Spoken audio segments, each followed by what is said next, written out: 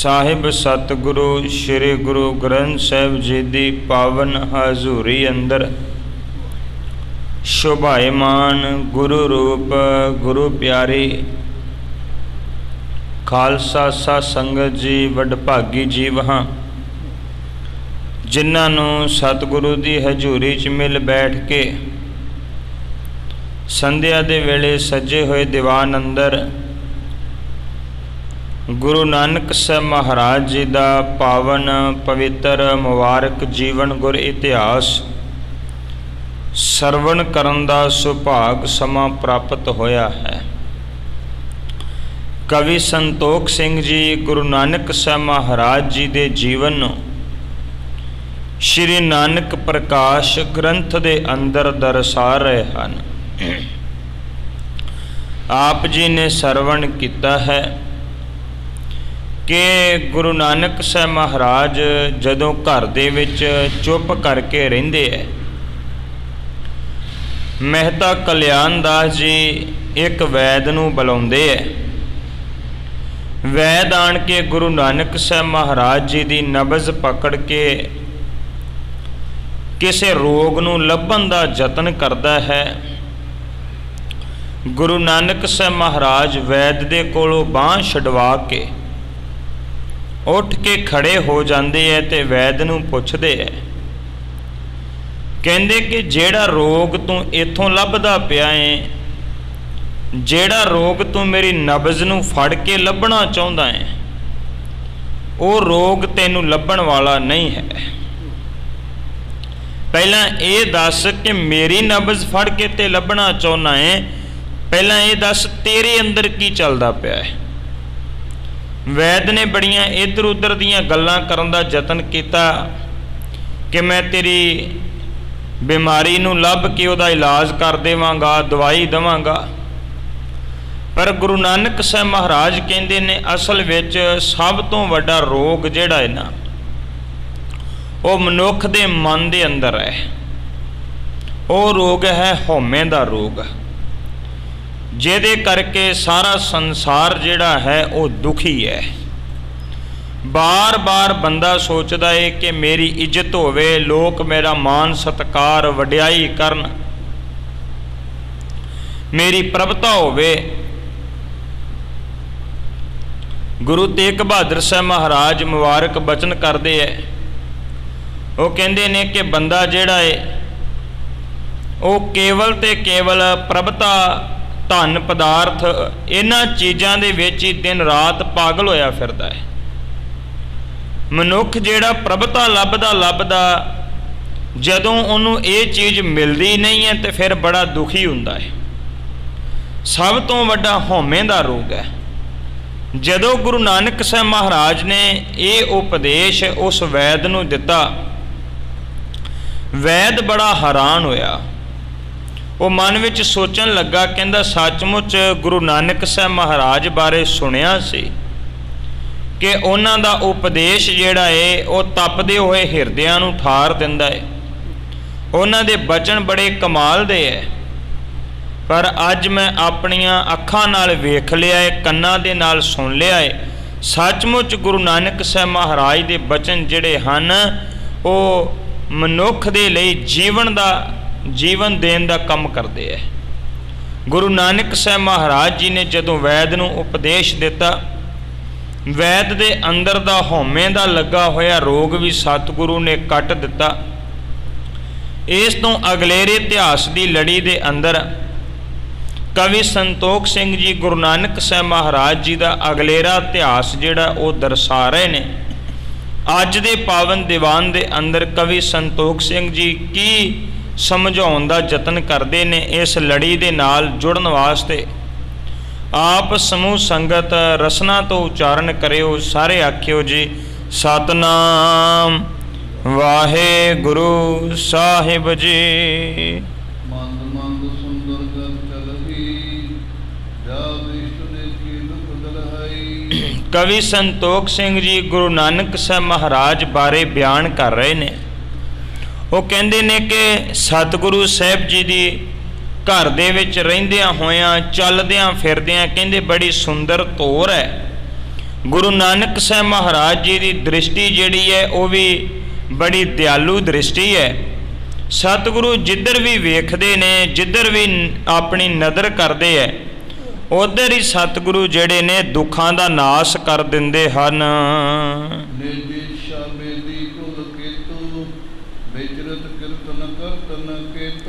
ਕਹਿਣ ਲੱਗੇ ਸਤਿਗੁਰੂ ਆਪਣੀ ਮਰਜ਼ੀ ਦੇ ਨਾਲ ਕਿਧਰੇ ਵੀ ਆਉਂਦੇ, ਕਿਧਰੇ ਚਲੇ ਜਾਂਦੇ, ਆਪਣੀ ਮਰਜ਼ੀ ਦੇ ਨਾਲ ਸੰਸਾਰ ਵਿੱਚ ਵਿਚਰਦੇ, ਪਰ ਬਹੁਤਾ ਕੋਈ ਘਰ ਦਾ ਜਿਹੜਾ ਕੰਮ ਕਾਜ ਸੀ ਉਹਦੇ ਵਿੱਚ ਕੋਈ ਬਹੁਤਾ ਧਿਆਨ ਜਾਂ ਦਿਲਚਸਪੀ ਜਿਹੜੀ ਹੈ ਉਹ ਨਹੀਂ ਵਿਖਾਉਂਦੇ ਸਨ।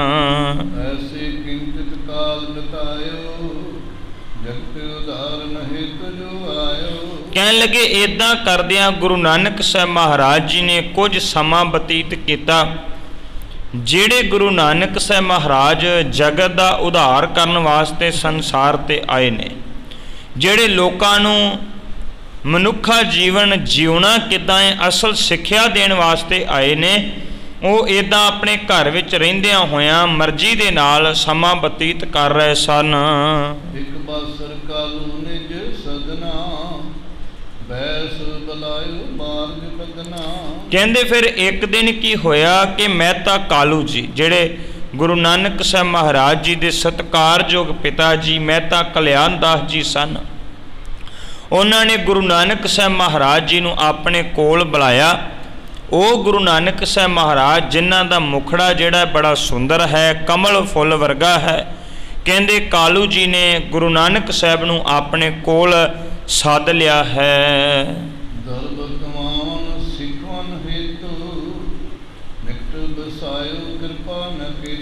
ਕਹਿਣ ਲੱਗੇ ਕਿ ਮਹਿਤਾ ਕਲਿਆਣ ਦਾਸ ਜੀ ਨੇ ਗੁਰੂ ਨਾਨਕ ਸਾਹਿਬ ਮਹਾਰਾਜ ਨੂੰ ਆਪਣੇ ਕੋਲ ਬਿਠਾ ਲਿਆ ਤੇ ਬਿਠਾ ਕੇ ਤੇ ਹੁਣ ਸਿੱਖਿਆ ਦੇਣੀ ਆਰੰਭ ਕੀਤੀ, ਸਮਝਾਉਣਾ ਸ਼ੁਰੂ ਕੀਤਾ।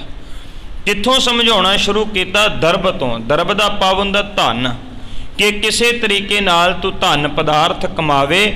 ਇਹ ਜਿਹੜੀ ਸਿੱਖਿਆ ਹੈ ਮਹਿਤਾ ਕਲਿਆਣ ਦਾਸ ਦੇਣ ਲੱਗੇ ਹਨ।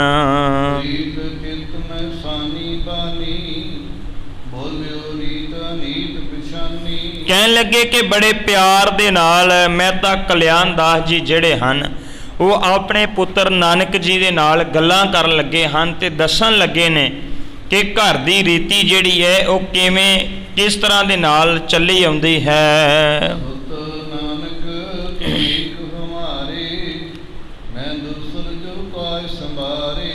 ਕਵੀ ਸੰਤੋਖ ਸਿੰਘ ਜੀ ਕਹਿੰਦੇ ਨੇ ਕਿ ਮਹਿਤਾ ਕਲਿਆਣ ਦਾਸ ਆਖਦੇ ਨੇ, ਪੁੱਤਰ ਤੂੰ ਇੱਕੋ ਇੱਕ ਸਾਡਾ ਪੁੱਤਰ ਹੈ, ਦੂਸਰਾ ਤੇ ਕੋਈ ਹੈ ਨਹੀਂ, ਤੂੰ ਹੀ ਸਾਡੇ ਵਾਸਤੇ ਸਾਰਾ ਕੁਝ ਹੈ। ਅਸੀਂ ਹੋਰ ਕਿਸੇ ਨੂੰ ਕਹਿਣਾ ਵੀ ਨਹੀਂ, ਤੈਨੂੰ ਹੀ ਕਹਿ ਸਕਦੇ ਕਿਉਂਕਿ ਤੂੰ ਕੱਲਾ ਇਕਲੌਤਾ ਪੁੱਤਰ ਹੈ ਸਾਡਾ।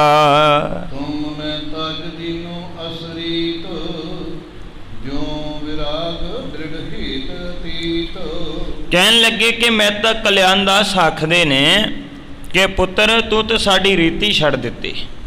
ਰੀਤੀ ਕਿਹੜੀ ਹੈ?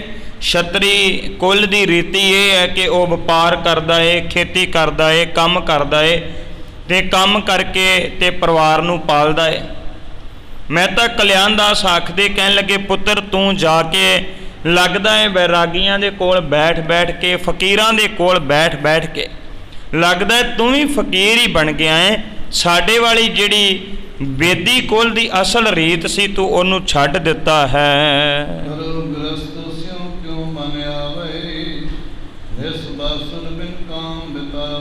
ਕਹਿਣ ਲੱਗੇ ਤੂੰ ਗ੍ਰਸਤੀ ਜੀਵਨ ਕਿੱਦਾਂ ਬਤੀਤ ਕਰੇਂਗਾ, ਕਿਵੇਂ ਆਪਣੇ ਜੀਵਨ ਨੂੰ ਜਿਹੜਾ ਉਹ ਚਲਾਵੇਂਗਾ? ਤੂੰ ਤੇ ਦਿਨ ਰਾਤ ਹਰ ਵੇਲੇ ਵਿਹਲਾ ਬੈਠ ਕੇ ਇੱਧਰ ਉੱਧਰ ਘੁੰਮ ਕੇ ਟਾਈਮ ਪਾਸ ਕਰ ਲੈਂਦਾ ਹੈ। ਇੱਦਾਂ ਗ੍ਰਸਤ ਜੀਵਨ ਜਿਹੜਾ ਉਹ ਨਹੀਂ ਚੱਲੇਗਾ।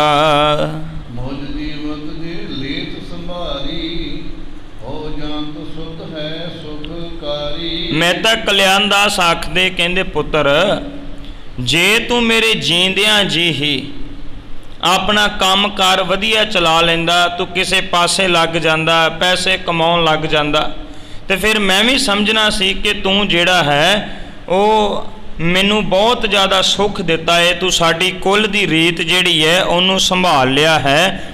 ਪਰ ਤੂੰ ਇੱਦਾਂ ਦਾ ਕੁਝ ਵੀ ਨਹੀਂ ਕੀਤਾ।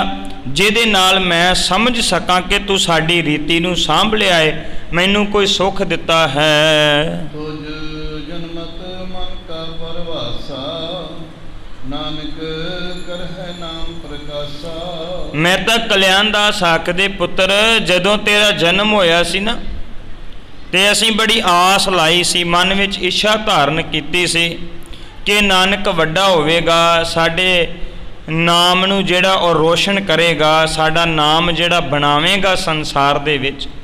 ਪਰ ਲੱਗਦਾ ਨਹੀਂ ਕਿ ਤੂੰ ਇੱਦਾਂ ਦਾ ਕੋਈ ਕੰਮ ਕਰੇਗਾ ਜਿਹਦੇ ਨਾਲ ਮੇਰਾ ਨਾਂ ਦੁਨੀਆ ਤੇ ਬਣ ਸਕੇਗਾ, ਜਿਹਦੇ ਨਾਲ ਸਾਡੇ ਮਨ ਦੀ ਇੱਛਾ ਜਿਹੜੀ ਉਹ ਪੂਰੀ ਹੋ ਸਕੇਗੀ। ਸਰਬ ਕਮਾਉਣ ਮੈਂ ਜਸ ਮੇਰੋ, ਜਾਣੇ ਸਭ ਫੁਲ ਮਾਹੇ ਕਨੇਰੋ। ਕਹਿਣ ਲੱਗੇ ਕਿ ਸਾਰਾ ਸ਼ਹਿਰ ਜਾਣਦਾ ਏ ਮੇਰੀ ਸ਼ੋਭਾ ਜਿਹੜੀ ਹੈ ਉਹ ਧਨ ਕਮਾਉਣ ਕਰਕੇ ਹੈ, ਪੈਸੇ ਕਮਾਉਣ ਕਰਕੇ ਹੈ। ਮੇਰੀ ਹੋਰ ਵੀ ਸ਼ੋਭਾ ਬਣ ਜਾਂਦੀ ਜੇ ਮੇਰਾ ਪੁੱਤਰ ਵੀ ਇੱਦਾਂ ਧਨ ਪਦਾਰਥ ਕਮਾਉਂਦਾ, ਆਪਣਾ ਕੰਮ ਕਰਦਾ, ਪਰ ਮੈਂ ਆਪਣਾ ਕੰਮ ਕਰਕੇ ਆਪਣੀ ਸ਼ੋਭਾ ਬਣਾਈ, ਪਰ ਉਹ ਕੰਮ ਤੂੰ ਨਹੀਂ ਕਰ ਸਕਿਆ।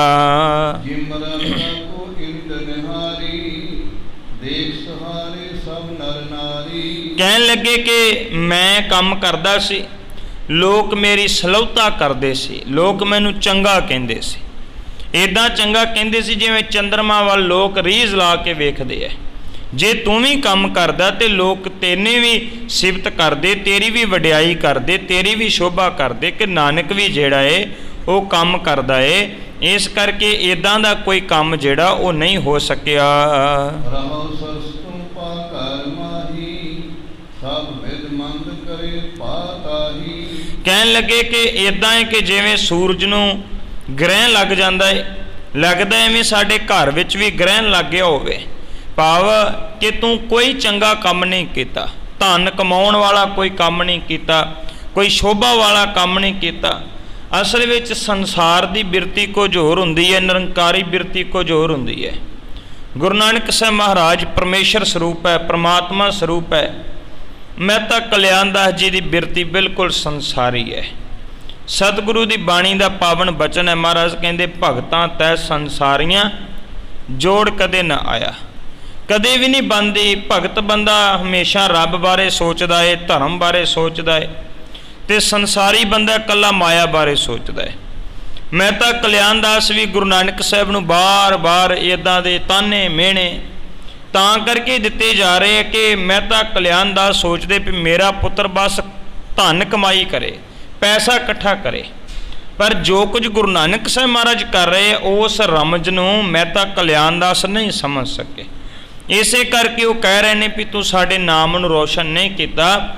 ਪਰ ਅਸਲ ਵਿੱਚ ਅੱਜ ਹੁਣ ਦੇਖਿਆ ਜਾਏ, ਜਿਹੜਾ ਨਾਮ ਰੋਸ਼ਨ ਗੁਰੂ ਨਾਨਕ ਸਾਹਿਬ ਮਹਾਰਾਜ ਕਰ ਗਏ ਉਹ ਕਦੇ ਦੁਨੀਆ ਤੇ ਨਾ ਹੋ ਸਕਣਾ ਸੀ, ਨਾ ਕਿਸੇ ਨੇ ਕਰਨਾ ਸੀ ਤੇ ਨਾ ਕੋਈ ਕਰ ਹੀ ਸਕਦਾ ਸੀ।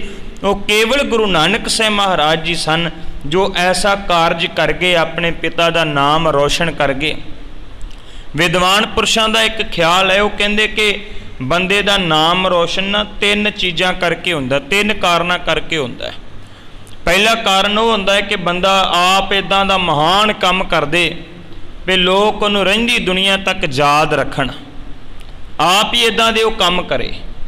ਜੇ ਨਹੀਂ ਇੱਦਾਂ ਹੋ ਸਕਿਆ ਤੇ ਫਿਰ ਉਹਦੇ ਜਿਹੜੇ ਬੱਚੇ ਨੇ ਉਹ ਇੱਦਾਂ ਦਾ ਕੰਮ ਕਰ ਦੇਣ ਜਿਹਦੇ ਨਾਲ ਜਿਹੜਾ ਵਾ ਉਸ ਬੰਦੇ ਦਾ ਨਾਮ ਬਣ ਜੇ, ਵੀ ਕੋਈ ਪੁੱਤਰਾਂ ਕਰਕੇ ਯਾਦ ਕਰੇ ਵੀ ਇਹ ਉਹਦਾ ਪਿਤਾ ਹੈ।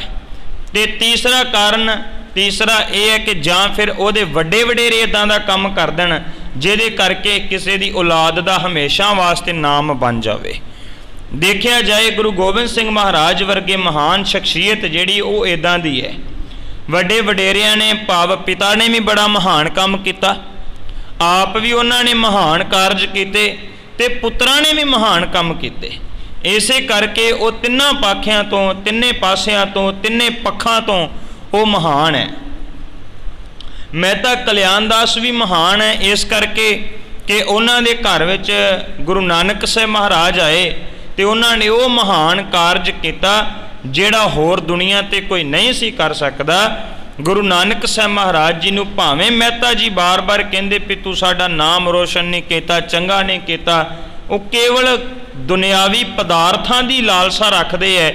ਇਹ ਬਚਨ ਉਹ ਤਾਂ ਕਰਕੇ ਕਹਿ ਰਹੇ ਨੇ, ਪਰ ਗੁਰੂ ਨਾਨਕ ਸਾਹਿਬ ਮਹਾਰਾਜ ਉਹ ਤੇ ਲੋਕ ਪਰਲੋਕ ਦੋਵਾਂ ਥਾਵਾਂ ਦੇ ਵਿੱਚ ਲੋਕਾਂ ਦੀ ਸਹਾਇਤਾ ਕਰਨ ਵਾਲੇ ਸਨ।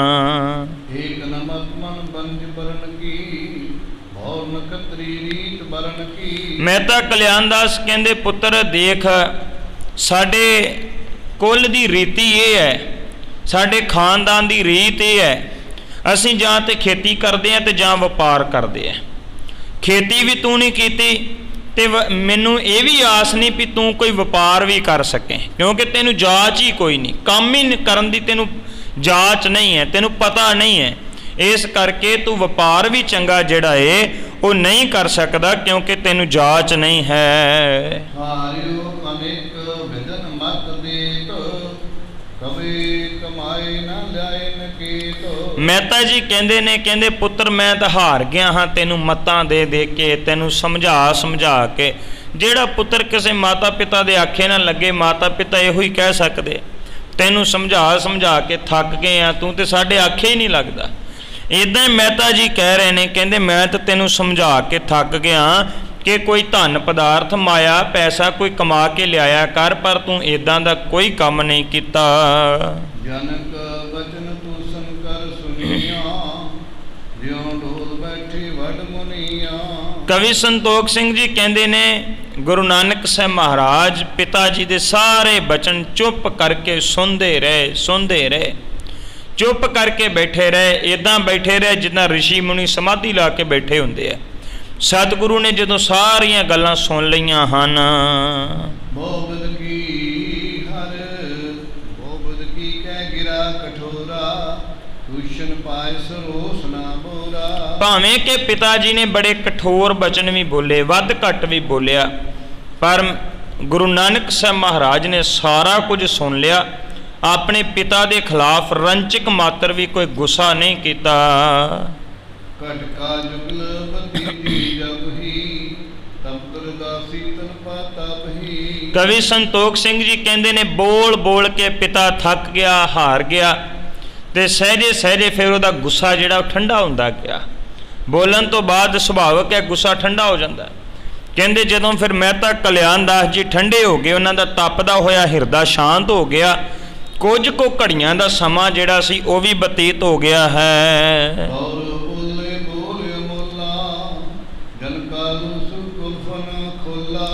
ਕਵੀ ਸੰਤੋਖ ਸਿੰਘ ਕਹਿੰਦੇ, ਫਿਰ ਸੁੱਖਾਂ ਦੇ ਦਾਤੇ ਗੁਰੂ ਨਾਨਕ ਸਾਹਿਬ ਮਹਾਰਾਜ ਨੇ ਆਪਣੇ ਮੁਖਾਰ ਬਿੰਦ ਤੋਂ ਅਮੋਲਕ ਬਚਨ ਬੋਲੇ ਨੇ।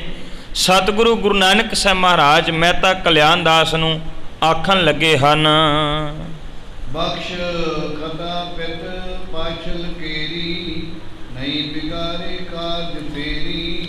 ਗੁਰੂ ਨਾਨਕ ਸਾਹਿਬ ਮਹਾਰਾਜ ਕਹਿੰਦੇ, ਪਿਤਾ ਜੀ ਮੈਂ ਅੱਜ ਤੋਂ ਪਹਿਲਾਂ ਜਿੰਨੇ ਵੀ ਖਤਾ, ਜਿੰਨੀਆਂ ਗੁਸਤਾਖੀਆਂ ਕੀਤੀਆਂ, ਜੇ ਗਲਤੀਆਂ ਕੀਤੀਆਂ ਤੇ ਉਹਨਾਂ ਗਲਤੀਆਂ ਦੇ ਲਈ ਮੈਨੂੰ ਹੁਣ ਮਾਫ ਕਰ ਦਿਓ। ਮੈਂ ਅੱਜ ਤੋਂ ਬਾਅਦ ਕੋਈ ਵੀ ਇਦਾਂ ਦਾ ਬੁਰਾ ਕੰਮ ਨਹੀਂ ਕਰਾਂਗਾ ਜਿਹੜਾ ਤੁਹਾਨੂੰ ਬੁਰਾ ਲੱਗਦਾ ਹੋਵੇ, ਕਿਉਂਕਿ ਗੁਰੂ ਨਾਨਕ ਸਾਹਿਬ ਨੇ ਮਾੜਾ ਕੰਮ ਤੇ ਕੋਈ ਕੀਤਾ ਨਹੀਂ, ਬੁਰਾ ਕੰਮ ਤੇ ਕੋਈ ਕੀਤਾ ਨਹੀਂ, ਪਰ ਮਹਿਤਾ ਜੀ ਨੂੰ ਇਵੇਂ ਲੱਗਦਾ ਵੀ ਇਹ ਮੇਰੇ ਘਰ ਦਾ ਨੁਕਸਾਨ ਕਰੀ ਜਾ ਰਹੇ, ਕਿਉਂਕਿ ਉਹ ਕੇਵਲ ਦੁਨਿਆਵੀ ਸੋਚਦੇ ਹੈ। ਗੁਰੂ ਨਾਨਕ ਸਾਹਿਬ ਮਹਾਰਾਜ ਕਹਿੰਦੇ ਨੇ, ਪਿਤਾ ਜੀ ਜੇ ਤੁਹਾਨੂੰ ਲੱਗਦਾ ਬੁਰਾ ਹੈ ਤੇ ਅੱਜ ਤੋਂ ਬਾਅਦ ਮੈਂ ਇੱਦਾਂ ਦਾ ਕੋਈ ਵੀ ਕੰਮ ਜਿਹੜਾ ਉਹ ਨਹੀਂ ਕਰਾਂਗਾ।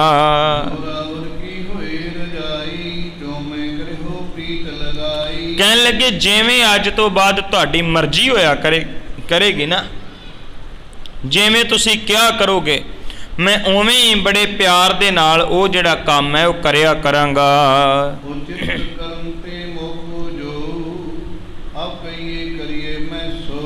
ਗੁਰੂ ਨਾਨਕ ਸਾਹਿਬ ਮਹਾਰਾਜ ਕਹਿੰਦੇ ਨੇ, ਪਿਤਾ ਜੀ ਦੱਸੋ ਮੇਰੇ ਯੋਗ ਕਿਹੜਾ ਕੰਮ ਹੈ, ਕਿਹੜਾ ਕੰਮ ਹੈ ਜਿਹੜਾ ਮੈਂ ਕਰ ਸਕਦਾ ਹਾਂ, ਜਿਹੜਾ ਕੰਮ ਤੁਸੀਂ ਕਹੋਗੇ ਮੈਂ ਉਹੀ ਕਰਾਂਗਾ।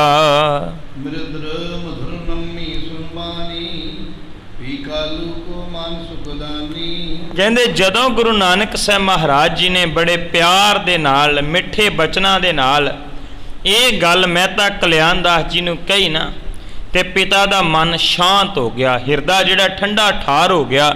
ਉਹ ਅੰਦਰ ਹੀ ਅੰਦਰ ਜਿਹੜੇ ਹੈ ਉਹ ਬੜੇ ਖੁਸ਼ ਹੋਏ, ਉਹਨਾਂ ਦੇ ਮਨ ਨੂੰ ਸ਼ਾਂਤੀ ਆ ਗਈ ਹੈ।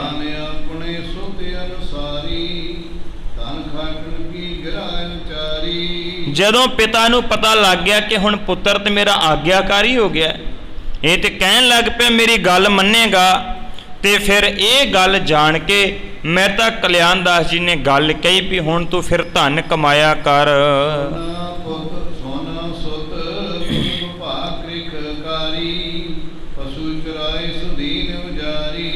ਕਹਿਣ ਲੱਗੇ ਪਹਿਲਾਂ ਤੂੰ ਕੰਮ ਕੀਤੇ, ਘਰ ਦੇ ਵਿੱਚ ਰਹਿ ਕੇ ਖੇਤੀ ਕਰਨ ਦਾ ਯਤਨ ਕੀਤਾ, ਉਹ ਤੇਰੇ ਕੋ ਹੋਈ ਨਾ। ਫਿਰ ਤੂੰ ਪਸ਼ੂ ਚਾਰਨ ਵਾਸਤੇ ਗਿਆ, ਉਹ ਵੀ ਲੋਕਾਂ ਦਾ ਉਜਾੜਾ ਕਰਕੇ ਘਰ ਆ ਗਿਆ, ਉਹ ਵੀ ਕੰਮ ਜਿਹੜਾ ਤੇਰੇ ਕੋਲੋਂ ਨਹੀਂ ਹੋ ਸਕਿਆ।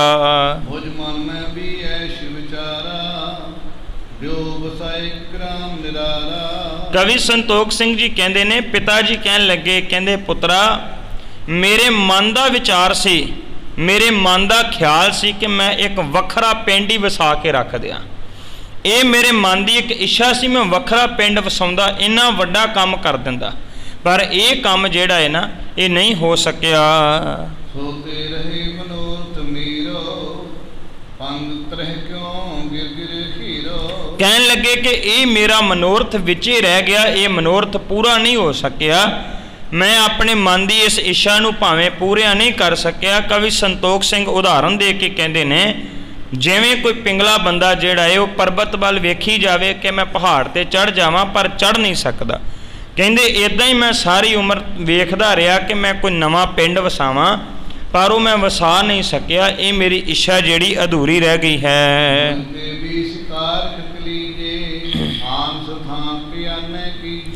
ਕਵੀ ਸੰਤੋਖ ਸਿੰਘ ਜੀ ਕਹਿੰਦੇ ਫਿਰ ਪਿਤਾ ਜੀ ਕਹਿਣ ਲੱਗੇ, ਕਹਿੰਦੇ ਹੁਣ ਚਲੋ ਕੋਈ ਗੱਲ ਨਹੀਂ, ਆ ਮੇਰੇ ਕੋਲੋਂ 20 ਰੁਪਏ ਲੈ ਲਓ ਤੇ ਇਹਦੇ ਨਾਲ ਕੋਈ ਚੰਗਾ ਸੌਦਾ ਕਰਕੇ ਆਓ ਜਿਹਦੇ ਵਿੱਚ ਸਾਨੂੰ ਬਹੁਤ ਜ਼ਿਆਦਾ ਲਾਭ ਹੋਵੇ।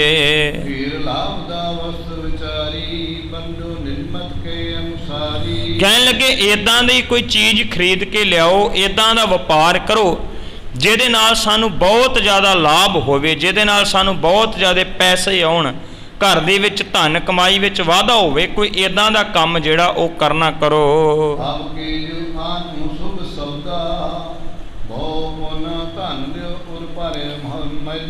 ਕਵੀ ਸੰਤੋਖ ਸਿੰਘ ਕਹਿੰਦੇ ਪਿਤਾ ਜੀ ਕਹਿ ਰਹੇ ਸਨ, ਨਾਨਕ ਜੇ ਹੁਣ ਤੂੰ ਕੋਈ ਚੰਗਾ ਸੌਦਾ ਖਰੀਦ ਕੇ ਲਿਆਵੇਂ ਜਿਹਦੇ ਨਾਲ ਸਾਨੂੰ ਬੜੇ ਪੈਸੇ ਮਿਲਣ, ਤੇ ਜੇ ਤੂੰ ਇੱਦਾਂ ਵਪਾਰ ਕਰਨ ਲੱਗ ਜਾਵੇਂ ਨਾ, ਮੇਰੇ ਮਨ ਨੂੰ ਬੜੀ ਜ਼ਿਆਦਾ ਖੁਸ਼ੀ ਹੋਵੇਗੀ, ਮੈਂ ਅਤਿਅੰਤ ਪ੍ਰਸੰਨ ਹੋਵਾਂਗਾ, ਖੁਸ਼ ਹੋਵਾਂਗਾ ਜੇ ਤੂੰ ਇਹ ਕੰਮ ਸ਼ੁਰੂ ਕਰ ਲਵੇਂ।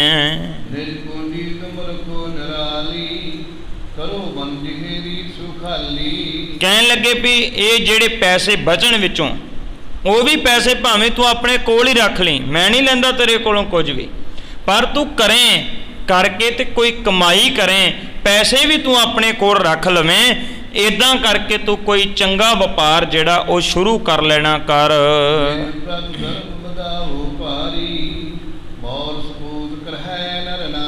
ਪਿਤਾ ਜੀ ਕਹਿੰਦੇ ਨੇ, ਪੁੱਤਰਾ ਇੱਦਾਂ ਕਰਕੇ ਦਿਨੋਂ ਦਿਨ ਧਨ ਵੱਧਦਾ ਹੀ ਜਾਵੇ, ਪੈਸੇ ਕੋਲ ਆਉਂਦੇ ਜਾਣ, ਤੇਰਾ ਵਪਾਰ ਵੱਡਾ ਹੁੰਦਾ ਜਾਵੇ, ਆਲੇ ਦੁਆਲੇ ਦੇ ਲੋਕ ਜਿਹੜੇ ਇਹਨਾਂ ਖਲੋ ਖਲੋ ਕੇ ਕਹਿਣ ਵੀ ਇਹ ਨਾਨਕ ਸਪੁੱਤਰ ਹੈ, ਇਹਨੇ ਚੰਗਾ ਕੰਮ ਕੀਤਾ ਹੈ, ਚੰਗਾ ਵਪਾਰ ਕੀਤਾ ਹੈ, ਲੋਕ ਤੇਰੀ ਬੜੀ ਜ਼ਿਆਦਾ ਪ੍ਰਸ਼ੰਸਾ ਕਰਨ।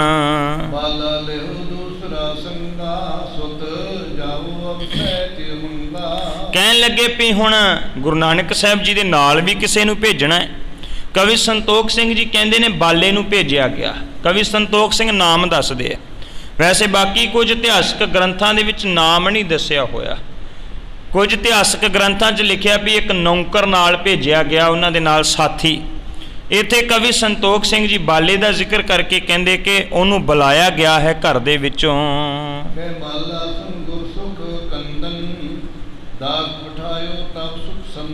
ਕਹਿਣ ਲੱਗੇ ਕਿ ਫਿਰ ਗੁਰੂ ਨਾਨਕ ਸਾਹਿਬ ਮਹਾਰਾਜ ਜੀ ਦੇ ਨਾਲ ਭੇਜਣ ਵਾਸਤੇ ਬਾਲੇ ਨੂੰ ਉਹਦੇ ਘਰ ਦੇ ਵਿੱਚ ਸੁਨੇਹਾ ਭੇਜਿਆ ਗਿਆ ਹੈ।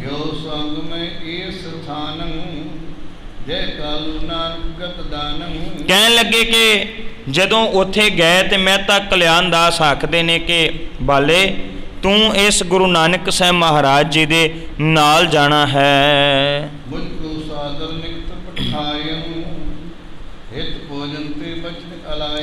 ਕਵੀ ਸੰਤੋਖ ਸਿੰਘ ਜੀ ਕਹਿੰਦੇ ਨੇ ਕਿ ਜਦੋਂ ਫਿਰ ਬਾਲਾ ਘਰ ਵਿੱਚ ਆਇਆ ਤੇ ਮਹਿਤਾ ਕਾਲੂ ਜੀ ਨੇ ਬੜੇ ਪਿਆਰ ਦੇ ਨਾਲ ਉਹਨੂੰ ਆਪਣੇ ਕੋਲ ਬਿਠਾਇਆ ਸੀ।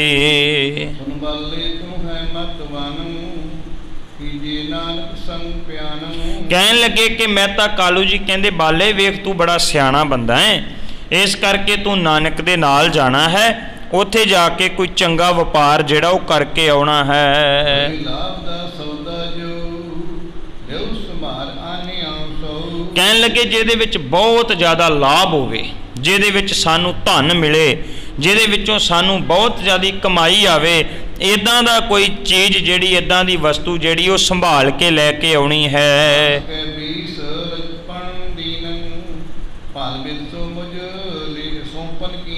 ਕਵੀ ਸੰਤੋਖ ਸਿੰਘ ਜੀ ਕਹਿੰਦੇ ਫਿਰ ਇਦਾਂ ਕਰਕੇ ਗੁਰੂ ਨਾਨਕ ਸਾਹਿਬ ਮਹਾਰਾਜ ਤੇ ਭਾਈ ਬਾਲੇ ਨੂੰ ਪਿਤਾ ਮਹਿਤਾ ਕਲਿਆਣ ਦਾਸ ਜੀ ਨੇ 20 ਰਜਤ ਪੰਨ ਦਿੱਤੇ।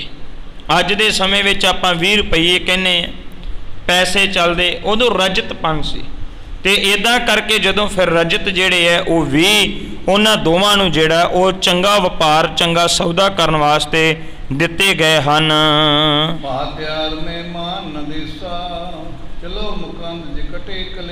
ਕਹਿਣ ਲੱਗੇ ਦੋਨੋਂ ਜਾਣੇ ਤਿਆਰ ਹੋਏ ਨੇ ਤੇ ਚੱਲ ਪਏ ਹਨ ਕੋਈ ਚੰਗਾ ਸੌਦਾ ਕਰਨ ਵਾਸਤੇ। ਮੁਕਤੀ ਦੇ ਦਾਤੇ ਗੁਰੂ ਨਾਨਕ ਸਾਹਿਬ ਮਹਾਰਾਜ ਜੀ ਤੇ ਭਾਈ ਬਾਲਾ ਦੋਵੇਂ ਤੁਰੇ ਹਨ।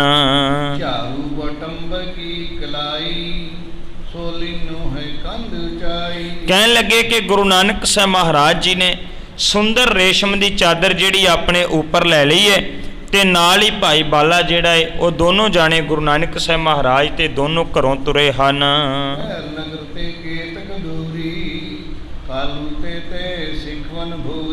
ਕਹਿਣ ਲੱਗੇ ਮਹਿਤਾ ਕਾਲੂ ਜੀ ਵੀ ਨਾਲ ਨਾਲ ਤੁਰੇ, ਘਰ ਦੇ ਵਿੱਚੋਂ ਤੋਰਨ ਵਾਸਤੇ ਆਏ ਨੇ। ਨਾਲੇ ਨਾਲੇ ਕਾਲੂ ਜੀ ਸਿੱਖਿਆ ਦਿੰਦੇ ਜਾਂਦੇ, ਵੇਖੀ ਪੁੱਤਰ ਇਹ ਬੜੇ ਔਖੇ ਕਮਾਏ ਹੈ, ਹੁਣ ਤੂੰ ਚੰਗਾ ਵਪਾਰ ਕਰਕੇ ਲਿਆਵੀਂ, ਚੰਗੇ ਪੈਸੇ ਕਮਾ ਕੇ ਲਿਆਵੀਂ। ਨਾਲ ਨਾਲ ਪਿੰਡ ਤੋਂ ਬਾਹਰ ਤੁਰੇ ਆਉਂਦੇ ਤੇ ਨਾਲੇ ਮਹਿਤਾ ਕਾਲੂ ਜੀ ਸਿੱਖਿਆ ਦੇਈ ਜਾਂਦੇ ਹਨ।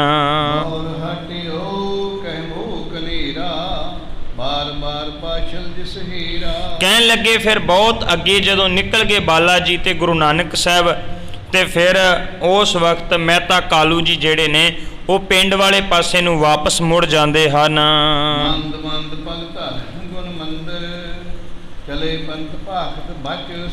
ਗੁਰੂ ਨਾਨਕ ਸਾਹਿਬ ਮਹਾਰਾਜ ਨਿੱਕੇ ਨਿੱਕੇ ਕਦਮ ਪੁੱਟਦਿਆਂ ਪੁੱਟਦਿਆਂ ਕਵੀ ਸੰਤੋਖ ਸਿੰਘ ਕਹਿੰਦੇ ਤੁਰੇ ਜਾ ਰਹੇ ਹਨ ਤੇ ਚਲਦੇ ਚਲਦੇ ਨਾਲੇ ਬਚਨ ਕਰਦੇ ਜਾ ਰਹੇ ਹਨ।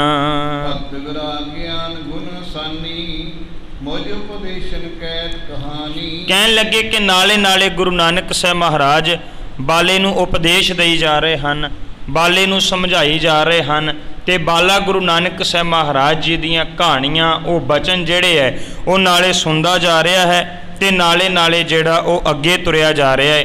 ਕਵੀ ਸੰਤੋਖ ਸਿੰਘ ਜੀ ਗੁਰੂ ਨਾਨਕ ਸਾਹਿਬ ਮਹਾਰਾਜ ਜੀ ਦਾ ਇਹ ਖਰੇ ਸੌਦੇ ਦਾ ਪ੍ਰਸੰਗ ਦਰਸਾ ਰਹੇ ਨੇ। ਘਰ ਦੇ ਵਿੱਚੋਂ ਸਤਿਗੁਰੂ ਤੁਰੇ ਨੇ, ਅੱਗੇ ਜਾ ਕੇ ਕਿਹੜਾ ਮਹਾਨ ਕਾਰਜ ਕਿਵੇਂ ਕਰਨਗੇ ਉਹ ਆਪਾਂ ਆਉਣ ਵਾਲੇ ਦੀਵਾਨ ਦੇ ਵਿੱਚ ਸਰਵਣ ਕਰਾਂਗੇ।